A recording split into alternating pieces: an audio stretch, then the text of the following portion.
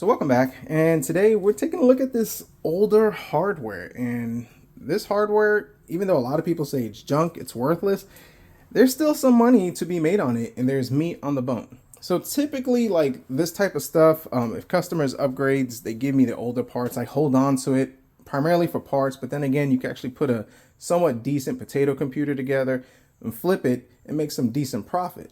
Other times I could get on the Facebook marketplace and for like $20 to $40, I could get all this stuff over here, refurbish it, clean it, maybe add an RGB strip because we all know RGB sells, and people buy it up real quick. And the price point that I come in on it, usually about $20 to $40, of course, whatever my labor or my time is worth, which is probably nothing. But anyways, there's a lot of meat on the bones. Add a mouse and keyboard and a cheap monitor, and you can sell these things easily for about $150, $120 to $150. People will get at least another year or two out of it. I've had people up to 2-3 years with some of this older hardware stuff, and it works. So this stuff is stuff that I picked up, one, on vacation, and two, if you recognize this white case, it was a scam PC. So this motherboard video card combo, I picked this stuff up for like, can't remember if it was $20 or $40. Let's just say $40. 16 gigs of DDR3. This is a GTX 760, and this is an i5 3rd gen. Yes, I know this is 12 years old and this is 13 years old, but it still works. And for depending on the customer or whoever wants it, it could definitely fit their needs. And this case was part of that scam PC, which somebody said it was a starter capable of upgrading. I picked this up for $50. Just to kind of prove a point, you got to be careful with that whole title for how people sell computers. But I mean, for $50, I did get a power supply out of it, SSD, some DDR3, and of course the case. And the case is actually not that bad. It's a decent looking white case, has some digital action in the front. So pair this together with a mouse, keyboard, and cheap monitor, this thing will move really quick.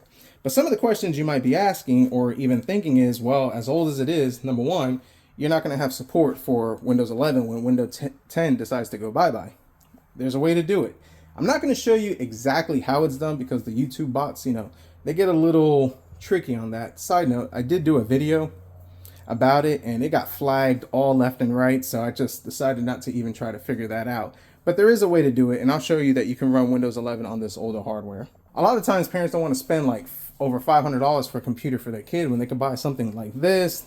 The kid might use it for a couple of weeks, get bored with it, or they might get into it, and then there's still some meat on the bone to upgrade. We could put an i7 7th gen, upgrade this to 32 gigs of memory, and the price that all this stuff comes in is really cheap, and even a better graphics card. So there's also the learning aspect where I see more so than not a lot of people buying this stuff just to learn and experiment with computers. So let's dive into this, and we'll show you what we have.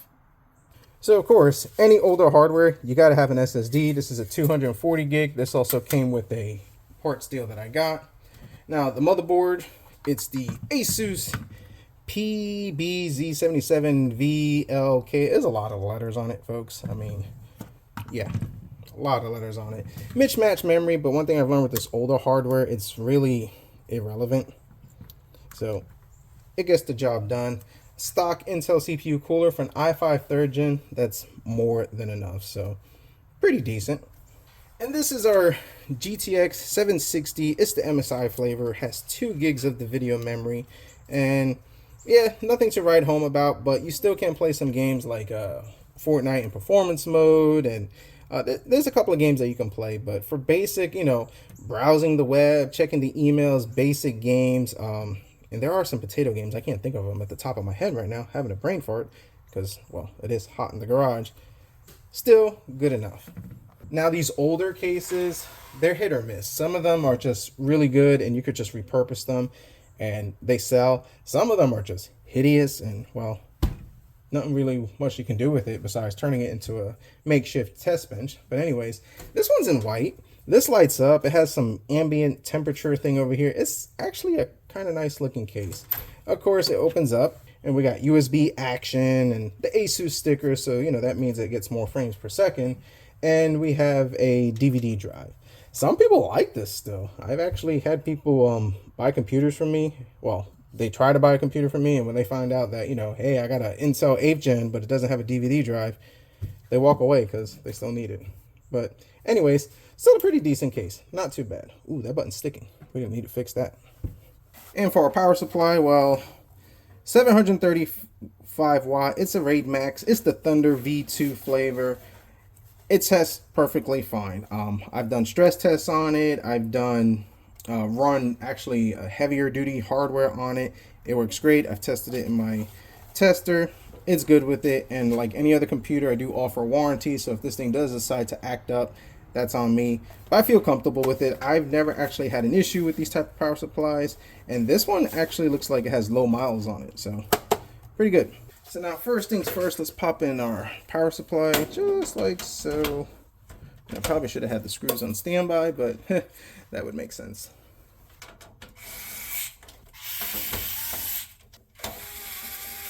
So let's throw in our motherboard just like so. And I know some people are going to go crazy because I don't have the back plate. It's not the end of the world, folks.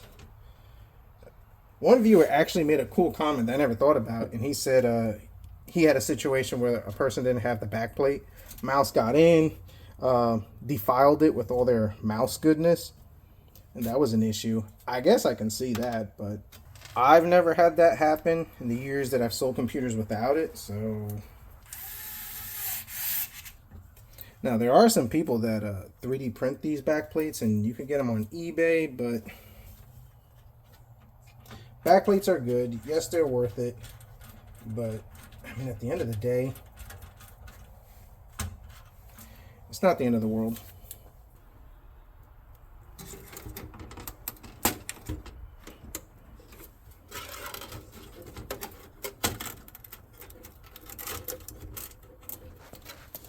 You know, it's the first time I've ever thought about that, just kind of tucking this wire in up here, and I will say, it's working.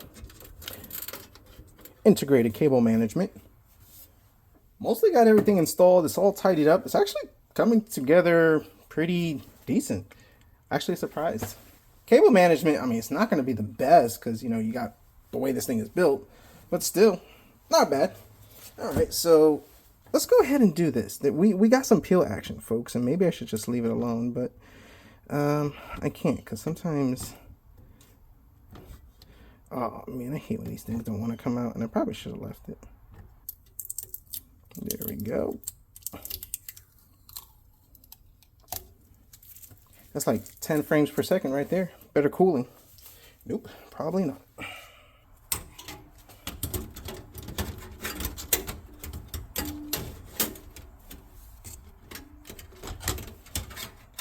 Ooh, we're bumping into something.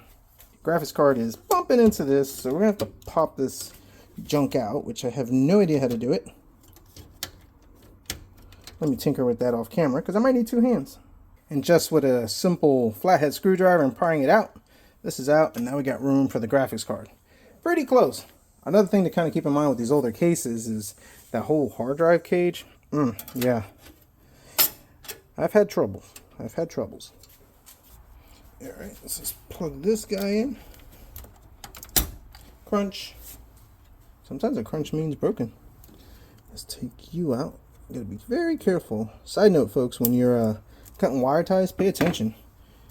There's actually been a time where I've actually cut actual wire.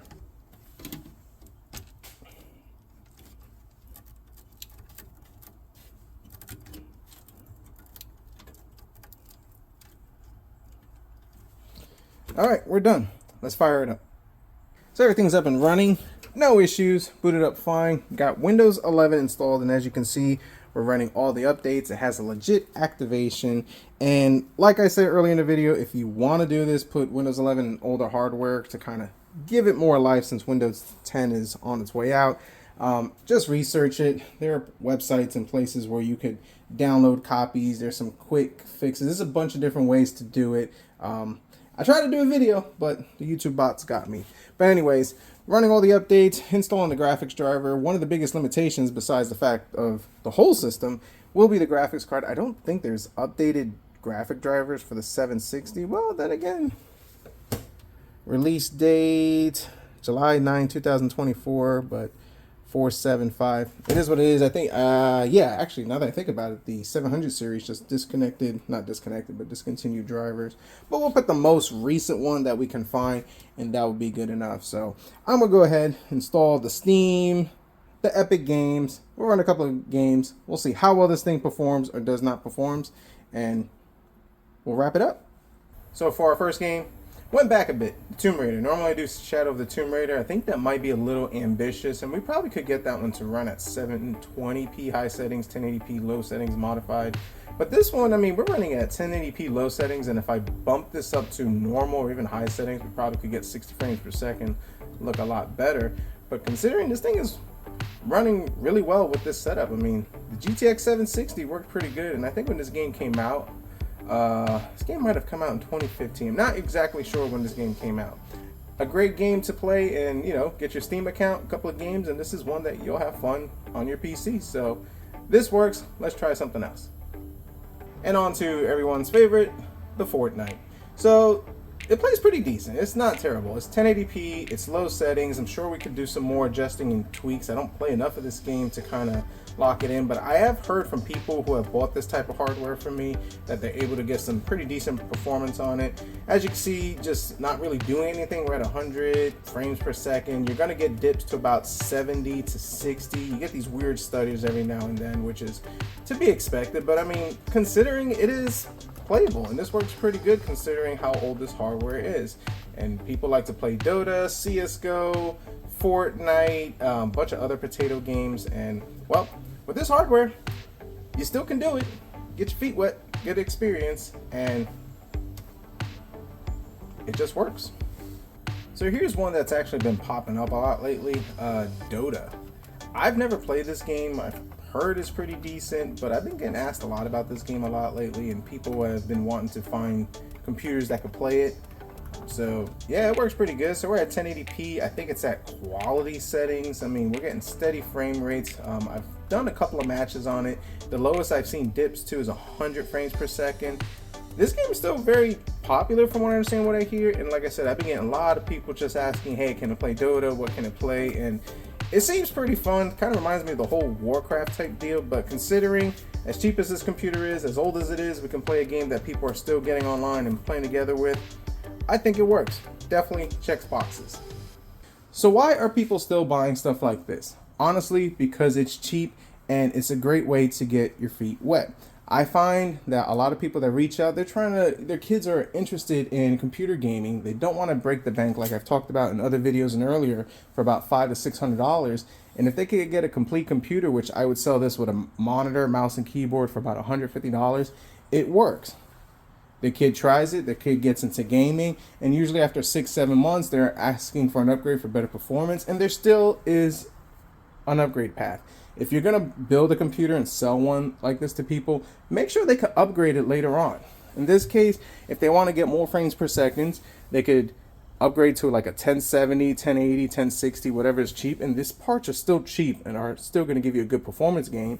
A better CPU, same thing. And the computer will run a lot better. Even if they want to get more performance as far as like the read and write. Right now, we popped in a 1 terabyte mechanical drive just to have better storage. But realistically, if we wanted to just delete on that, put a 500 gig SSD, that's really going to help boost the read and write times and the load times and all that stuff. So that's something to consider. And the other thing that I've seen people get an interest with these older computers is a lot of times they're saying, hey, I'm looking to learn about computers. Well, this is a good learning block. You get one for about 100, 150 if I was to sell it for you, or you get one real cheap for about $20 to $40 or thrown away. This is a great way to learn how to upgrade your hardware, install Windows, just get into a whole world of computing, and who knows, maybe lead to a potential career field. Now, one thing I do recommend, if you're going to sell and flip a computer like this, make sure you take a good video of it playing the games that you allege it can play. People are going to ask, can it play this game at this frames per second? If you're going to advertise it at what it can play comfortably without glitches. I'll take a picture of it playing, I'll take a video of it playing Fortnite and all the other games showing that it can play it at 1080p, low settings, medium settings, 60, 70 frames per second. And I'll have that video. People will see that. They're going to ask less questions. They're still going to ask questions, but it's an easier flip compared to somebody who just posts a computer just like that. That's all they see, and no specs. nothing on what it can do. Yeah, they're gonna ask a lot of questions, and most people are gonna keep moving on. The software that I use is MSI Afterburner. It'll give you the temperatures, the frames per second, and that just kind of gives it more witness of what this thing can and cannot do. So to most, it may be considered junk and e-waste. To others, it has value. So comment down below. Let me know your thoughts, concerns, criticisms. Are you finding these computers on the market? What are you doing with them? Besides, some are probably throwing them in the trash. And do you think it's still good value? And how long do you think 3rd gen Intel and this hardware will last before they're the next Core 2 Duo? If you like this video, definitely hit the like button, subscribe if you're not, and as always, see what we come up with next.